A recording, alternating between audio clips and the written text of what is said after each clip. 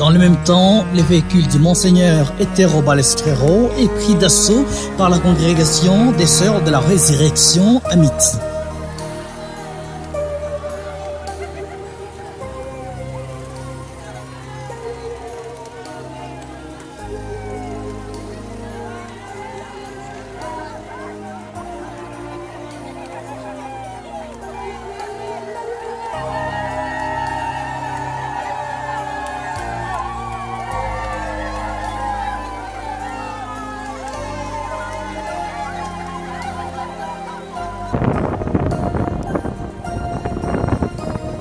Sans plus tarder, direction au monastère Notre-Dame de la Clarté-Dieu à Mourissa.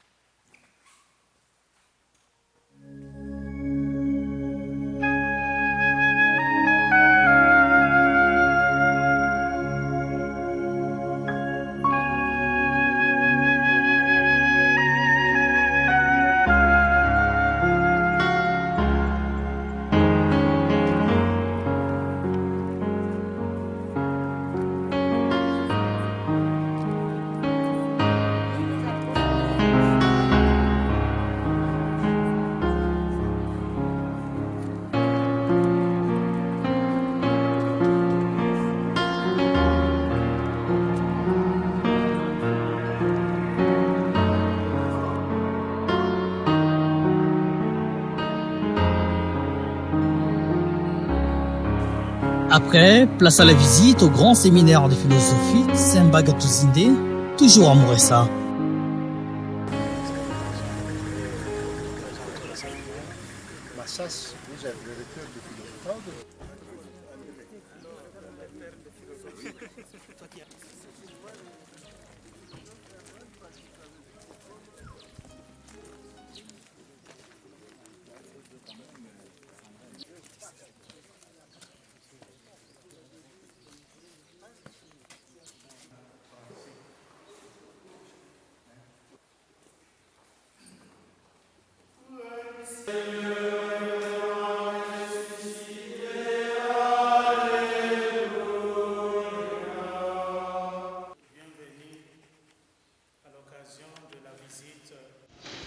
Soyez le bienvenu.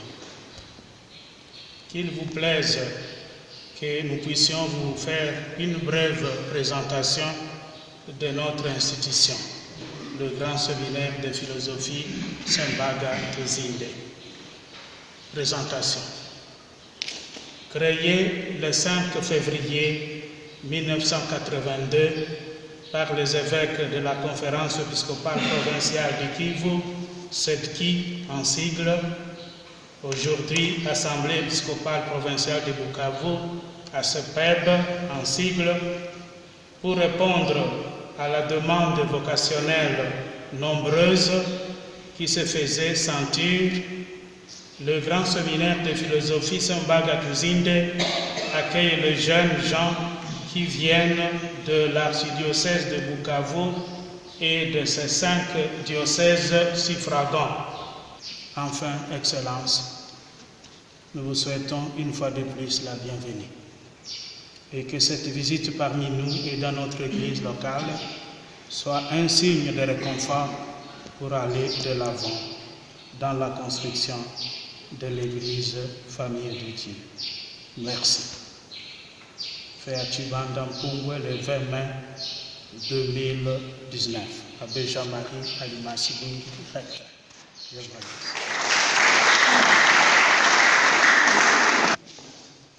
Bonjour à tout le monde.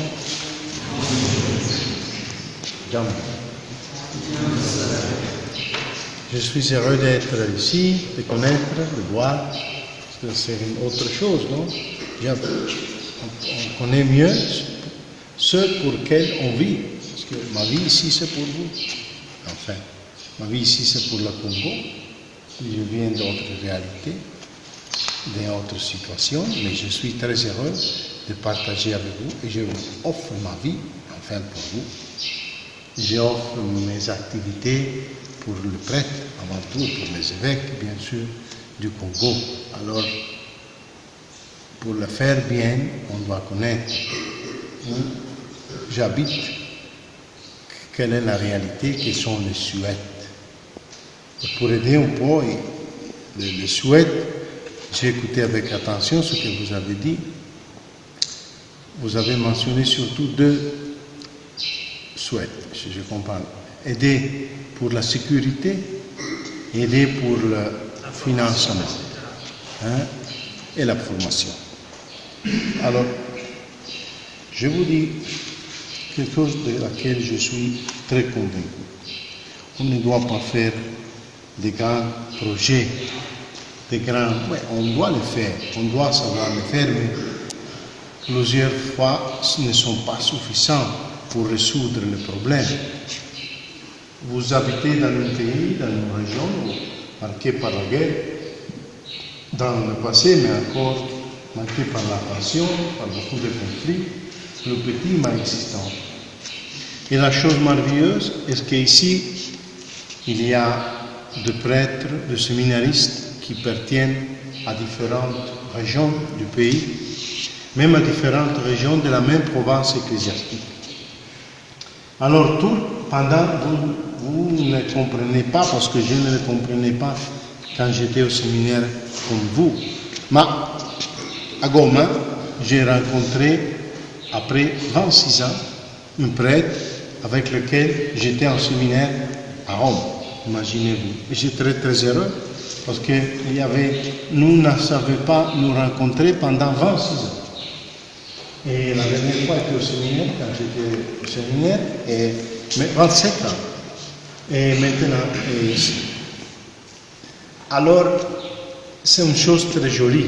On marche ensemble, on vit peut-être ensemble ou peut-être dans différents endroits.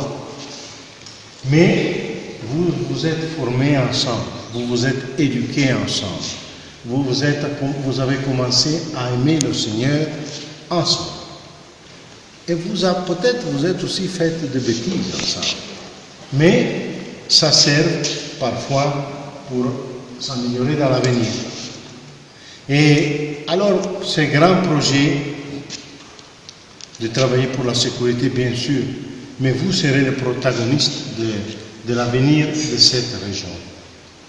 Et pour être des protagonistes vrais, je pense que c'est très essentiel que vous appreniez ici, dans ce séminaire, à vous aimer, à vous connaître, à vous respecter, à surmonter toutes les différences qui existent entre vous, à surmonter la diffidence, à surmonter un peu de méchanceté parfois, un peu de diffidence, un éloignement, un peu de distance. Mais que vous appreniez ici à vous aimer, à vous connaître, à vous respecter, à être patient avec les autres, à connaître les nécessités des autres, à être attentif aux nécessités des autres. Vous êtes vraiment une famille. mais pas un conjoint seul de personnes qui veut devenir prêtre parce que chacun a son projet de sacerdoce. Mais une famille entière qui a un seul projet qui est de servir le Seigneur. Ça doit être le seul vrai projet qui se trouve dans le cœur et dans la vie de chacun de vous. Servir le Seigneur. Donner votre vie à Dieu. Et on doit être sincère avec Dieu. Et pour être sincère avec Jésus, on doit être sincère, très sincère avec son recteur, avec son confesseur. On doit avoir une vie spirituelle régulière. Pas pour la perdre après du sacerdoce, mais pour la maintenir et renforcer après le sacerdoce. Pas pour perdre après quelques mois l'habitude de prier tous les jours, de lire, de chanter les laudes, la vêpres. Peut-être qu'on ne veut pas chanter, mais on doit le prier. Faire la prière et faire tous les jours, parce que si vous le faites ici, que vous n'êtes pas obligé de le faire. Encore plus, vous devez le faire plus tard quand vous serez prêtre. Et vous serez obligé, et c'est la part de votre mission. La prière, c'est la part plus importante de votre mission comme prêtre. On ne perd jamais du temps quand on prie. On fait quelque chose de subsidiaire. Mais il fait le cœur, il exerce le cœur de sa mission sacerdotale, prier. Alors dans le séminaire, on doit apprendre à prier, à devenir ami de Jésus. Il est ici dans le tabernacle, il est avec nous. Il vous visite aujourd'hui à travers ma personne, mais il vous anime tout à être ses amis, à devenir plus ses amis. Et chacun de vous doit construire une amitié avec lui. Ça va vous servir toujours, l'amitié avec Jésus. Parce que c'est seulement l'amitié avec Jésus qui nous apprend à être amis entre nous. Si nous avons une vraie, une forte amitié avec Jésus, même si un jour vous ne serez pas prêtre, mais vous serez de bonnes personnes, vous serez capables de vivre bien. Et vous serez des signes positifs dans la vie. Mais le prêtre doit donner un exemple de donation, de générosité, d'oubli de soi-même pour les autres. Et pour le faire, c'est essentiel, indispensable, avoir une relation très solide, très forte avec Dieu. Sinon, on commence petit à petit à se reprendre ce que nous avons donné au Seigneur le jour de notre ordination. On commence à me reprendre un peu du temps. Après, je commence à me reprendre un peu de générosité. Après, peut-être, je commence à me reprendre un peu de même argent. Après, je commence à me reprendre le célibat, la chastité vraie, bien vécue. Ça sont des choses qui ne doivent pas passer. Ça signifie abandonner, n'avoir pas de femme. Il n'est pas acceptable qu'un séminariste a des fiancés pendant son temps dehors du séminaire. Et on doit être sincère et on doit être capable de commencer depuis le début à s'éloigner de toutes les tentations. Ça, c'est parce que seulement comme ça, nous sommes après capables d'être vraiment prêtres, des pères spirituels. Nous ne devons pas être prédateurs des autres personnes, des femmes qui viennent chez nous. Nous devons être des pères, des conseillers. Nous devons être des amis, des familles. Alors essayez vraiment à vivre avec cet compromis. Et aussi le compromis que je disais au début de l'amitié entre vous. De connaître les autres, de s'oublier pour les autres, d'être attentif comme était Jésus. Parce que c'est ici, dans la chapelle, que la relation avec Jésus s'établit. C'est ici, dans la chapelle, qu'on trouve le cœur du séminaire. C'est pourquoi je suis très heureux que nous sommes venus ici. Parce qu'ici, c'est le cœur de votre maison. Ici, c'est le cœur de votre formation. Ici, c'est le cœur de votre vie. Parce qu'ici, il y a Jésus. Et avec Jésus, vous avez les places où vous pouvez placer toute votre préoccupation, votre aspiration, votre peur, votre désir pour vous, pour votre famille, pour votre avenir. Soyez très prêts au Père qui vous forme, à l'archevêque, à l'église que vous êtes, vous donne une formation. Et soyez très alors sincères avec vous-même. Qu'est-ce que je veux faire de ma vie? Est-ce que je suis prêt à m'oublier pour Jésus? Est-ce que je suis prêt à laisser tout, une famille, pour rencontrer une famille plus grande, mais différente que l'église, qui sont les paroissiens? Est-ce que je veux vraiment me préoccuper, ne vivre pas pour l'argent? Ça, c'est une grande... On doit vraiment... je comprends qu'il y a la nécessité est difficile d'avoir le recours nécessaire pour votre séminaire. Et je pense que l'essentiel, c'est bien sûr, qu'ils sont très heureux de vous aider et de continuer à vous aider. Mais, alors c'est important d'apprendre à vivre dans la pauvreté. Un prêtre doit vivre aussi dans la pauvreté. Si un prêtre vient de la pauvreté, ne peut pas s'enrichir avec le sacerdoce. On ne peut pas penser à être prêtre pour devenir plus riche, pour avoir une vie plus commode, pour pouvoir commencer à voyager, à faire toutes les choses que la pauvreté ne me permet pas de faire. Ça, ce n'est pas être prêtre. Ça, c'est profiter du sacerdoce, c'est profiter de l'argent, c'est profiter peut-être de l'aide des autres personnes. Grâce à Dieu, ici en Congo, il y a beaucoup de prêtres qui ne font pas comme ça, qui sont exemplaires dans une vie différente. Il y a beaucoup de prêtres qui sont venus même des autres pays pour vous aider, pour vous servir. Ils sont venus de la richesse pour aider vous dans la pauvreté. Ils sont venus de la paix pour partager avec vous dans la guerre. Ils sont exemplaires dans ce sens. Et alors il montre que oui, est-il possible de le faire? Et c'est beau de le faire. On est content de le faire. Parce que pour amour de Dieu, pour amour de Jésus, qui s'est fait pauvre pour nous, qui s'est fait nu pour nous, qui s'est abaissé pour nous. Et c'est Jésus s'est abaissé pour nous, et il est toujours dans le tabernacle, où il s'abaisse toujours, et il reste toujours là, en nous attendant. Nous ne pouvons pas être prêtres, c'est-à-dire autre Christ, si nous ne sommes pas capables, si nous ne voulons pas nous abaisser. Nous ne voulons pas perdre pour gagner plus que gagner Dieu, que gagner la vie éternelle. Alors ici, dans cette maison, on apprend à s'abaisser. Et si on apprend vraiment à le faire pour amour de Dieu, après il sera capable de construire un monde plus sécure. Il y aura beaucoup plus de sécurité ici, parce qu'il y a beaucoup plus de respect ici. Parce que les gens, en vous regardant, apprendront que oui, est-il possible de vivre bien? Ça, c'est le grand témoignage que vous devez donner.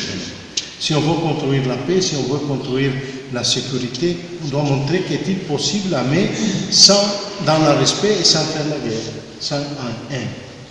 Et c'est à nous, le prêtre, à commencer à vivre comme ça, à être un exemple vivant, que oui, est-il possible de vivre comme ça? Est-il possible d'aimer les autres? Est-il possible de s'oublier pour les autres? Est-il possible de partager notre pauvreté avec les autres? Est-il possible de ne se profiter pas des autres, mais les aider, les accompagner?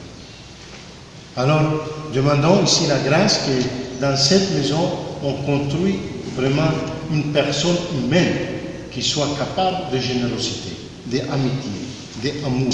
Et alors, sera une personne qui plus tard, si sera prêt, sera capable de donner vraiment des exemples d'amitié et de construire la paix et l'équilibre et le respect où il se trouve dans les communautés où il se trouve. Alors ici, vous avez le temps pour vous-même. Profitez de ce temps que Dieu vous donne. Profitez dans la sincérité. Vous devez demander chacun de vous, est-ce que je suis ici pour le Seigneur? Est-ce que je veux vraiment être prêt? Est-ce que je suis prêt à abandonner tout pour Jésus? Alors si la réponse est si, continuez. Si vous n'êtes pas encore sûr, attendez un peu de temps, mais après vous devez décider. Mais si la réponse non, j'ai peur, je ne me sens pas capable de le faire, je ne veux pas le faire, alors c'est mieux de retourner chez vous. Parce qu'on doit être sincère avec soi-même. Et on doit être sincère avec les autres. Et on peut faire de bien même dehors du Seigneur. Bien sûr, on doit le faire. Et ce que vous avez appris ici n'est jamais oublié, n'est jamais perdu. Mais on doit être sincère. On ne peut pas rester ici avec un double, avec une agenda cachée. On doit être sincère, disponible, transparent avec votre formateur, avec votre père spirituel. Et commencez ici à avoir une vie spirituelle très régulière. Apprenez la méditation. Apprenez à prier le Fils, l'autre, le Verbe. Apprenez l'amitié, la dévotion pour la Vierge Marie. Le chapelet. Ce n'est pas une chose réservée au moins. C'est pour nous les prêtres. Nous devons tous les jours prier le chapelet. Parce que nous avons un Père qui est Jésus, mais nous avons une Mère qui est Marie. Et si nous oublions de notre Mère, alors nous ne serons jamais de bons fils. Alors vraiment, apprenons à prier le chapelet, à faire la méditation, apprenons à faire l'adoration. Ici, à rester devant Jésus, à partager avec lui votre peine. Qu'il soit vraiment un présent vivant. Ici, au Congo, il y a les communautés ecclésiales vivantes de base. Alors, ce qui fait vivant la communauté, c'est Jésus. Alors, on doit apprendre à avoir une relation réelle, vive avec Jésus pour être capable de créer des communautés vivantes. Alors soyez toujours ici dans le séminaire capable de construire cette amitié et ça va transformer votre vie. Parce que l'amitié avec Jésus n'est jamais un temps perdu. Le temps que vous passez ici dans la chapelle n'est jamais perdu. Je vous accompagne avec mon amitié. Je suis très heureux que j'ai connu votre chapelle. Maintenant, dans l'avenir, je me souviendrai toujours d'ici, de cette place, de tous les fatigues, le sacrifice avec lesquels on a été construit cette place, et que les générations de personnes qui ici sont venues peuvent être aussi des saints. Chacun de vous peut être saint. Et ici pour ça. Et ne soyez jamais détruits pour les mauvais exemples que vous pouvez recevoir de votre compagne, de votre prêtre. Soyez-vous le premier à donner le bon exemple. Montrez qu'il est possible de vivre. Et votre générosité, votre zèle, votre enthousiasme qui reste et qui s'approfondit toujours grâce à l'amitié avec Dieu. Comme ça, vous emmènerez beaucoup de fruits parce que Jésus espère de chacun de nous beaucoup de fruits. De chaque prêtre, beaucoup de fruits. Et la condition pour le faire est de s'ouvrir, de se donner généreusement à Jésus, avec toute sa personne. Et alors, il y aura beaucoup de fruits qui viennent de Dieu. Alors, demandons ses grâces et demandons que la Vierge Marie protège, bénit et accompagne tous ceux qui habitent, qui enseignent, qui forment, qui vivent dans cette maison.